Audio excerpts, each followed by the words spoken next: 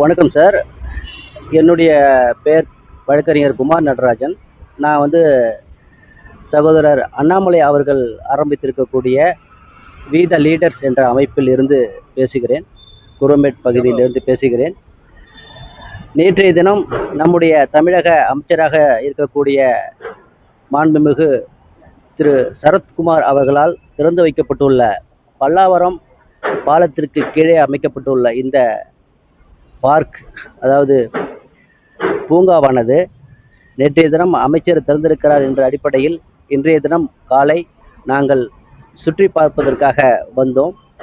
ஆனால் அவர்களுடைய திறந்து வைக்கப்பட்டுள்ள இந்த பூங்காவின் தொகைக்கும் இங்கே நடந்திருக்கக்கூடிய பணிக்கும் பெரிய வித்தியாசம் இருப்பதால் நாங்கள் மீடியாவிலே இந்த கருத்தை பதிவு செய்யலாம் என்று நான் தற்போது பேசிக் கொண்டிருக்கிறேன்.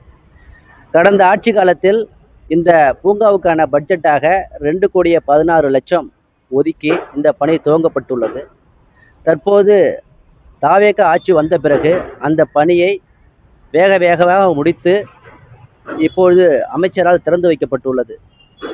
தமிழகம் தாவேக ஆட்சி வந்த பிறகு அமைச்சர் பெருமக்கள் அனைவரும் அங்கங்கே ஆய்வு செய்வதாக கூறி அங்கங்கே ஆய்வு நடத்தி கொண்டிருக்கிறார்கள். தற்போது இந்த பூங்காவை திறந்து வைத்திருக்கக்கூடிய அமைச்சர் இதை எதன் அடிப்படையில் ஆய்வு செய்தார், எப்படிப்பட்ட ஒரு நிலையிலே இதை திறந்து வைக்கக்கூடிய மனநிலையில் அவர் வந்தார் என்பது எங்களுக்கு தெரியவில்லை. காரணம், ஒரு அமைச்சராக இருக்கக்கூடியவர் அந்த பணியின் உண்மையான நோக்கம் என்ன, அது பூர்த்தி செய்யப்பட்டுள்ளதா, அதற்காக ஒதுக்கப்பட்டுள்ள தொகை இந்த அளவில் இங்கே செலவிடப்பட்டுள்ளதா என்பதை ஆராயாமல் அவசர கோலத்தில் மிக வேகமாக இந்த பணியை முடித்து தற்போது திறந்து வைக்கப்பட்டுள்ளது. இந்த பணி என்பது மிக மிக மோசமான ஒரு சூழ்நிலையிலே இங்கு முடிக்க வைக்கப்பட்டுள்ளதாக நான் கருதுகிறேன். காரணம் என்னவென்றால், இது லட்சங்களில் செலவு செய்துவிட்டு கோடிகளில் டெண்டர் விடப்பட்டிருக்கிறது. கடந்த ஆட்சியில் ஊழல் மிகுந்த ஆட்சியாக குறை கூறிக்கொண்டு ஆட்சிக்கு வந்த தாவேகாவினர் தற்போது அதனுடைய ஆட்சியின் நீட்சியாக தாவேகா ஆட்சி இருப்பதை நாம் எப்படி ஏற்றுக்கொள்ள முடியும்? மக்கள் முழு மனதோடு மாற்றம் வேண்டும் என்ற ஒரே காரணத்திற்காக அன்பு சகோதரர் திரு விஜய் அவர்களுக்கு வாக்களித்து பெருவாரியான வாக்குகளை செலுத்தி அவர்களை ஆட்சியில் அமர்த்தி இருக்கிறார்கள். ஆனால் அந்த காட்சி மட்டும் மாறாமல் அப்படியே இருப்பதை நாம் ஏற்றுக்கொள்ளவே முடியாது.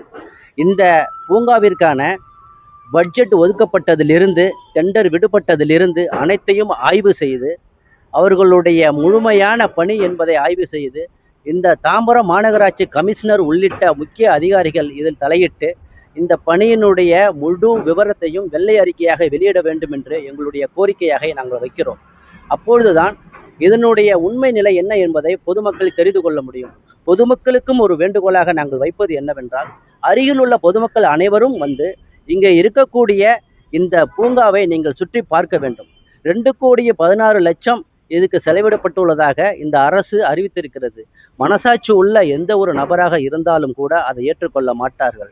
எக்ஸ்பர்ட் கமிட்டி என்று சொல்லக்கூடிய வல்லுநர்கள் இதை ஆய்வு செய்ய வேண்டும் என்பதும் எங்களுடைய கோரிக்கையாக நாங்கள் வைக்கிறோம்.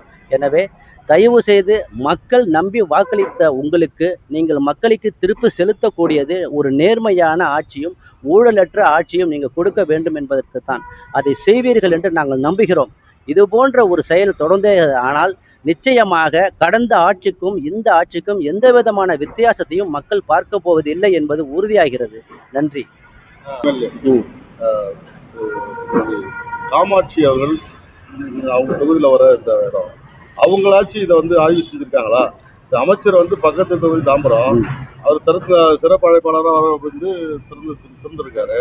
இந்த தொகுதியோட எம்எல்ஏ இதை ஆய்வு செஞ்சிருக்காங்களா? ஏன்னா கடந்த கால ஆட்சி காலத்துல கொண்டு வந்த திட்டம் இந்த புதிய ஆட்சி அமைச்சோடனே அவரோட மக்கள் பிரதிநிதியான எம்எல்ஏ இதை ஆய்வு செஞ்சாங்களா? அதாவது நேற்றைய தினம் இது செய்தியில் பார்த்துதான் நான் தெரிந்து கொண்டேன் இது திறப்பு விழாவுக்கான ஏற்பாடுகள் நடந்து கொண்டிருக்கிறது என்று. ஆனால் ஒரு அமைச்சர் ஒரு பூங்காவை திறக்கிறார் என்றால் அந்த பகுதியினுடைய எம்எல்ஏ என்பவர் முன்கூட்டியே ஆய்வு செய்து அதற்கான வெளிப்படையான சில தகவல்களை அமைச்சருக்கு கொடுக்க வேண்டும்.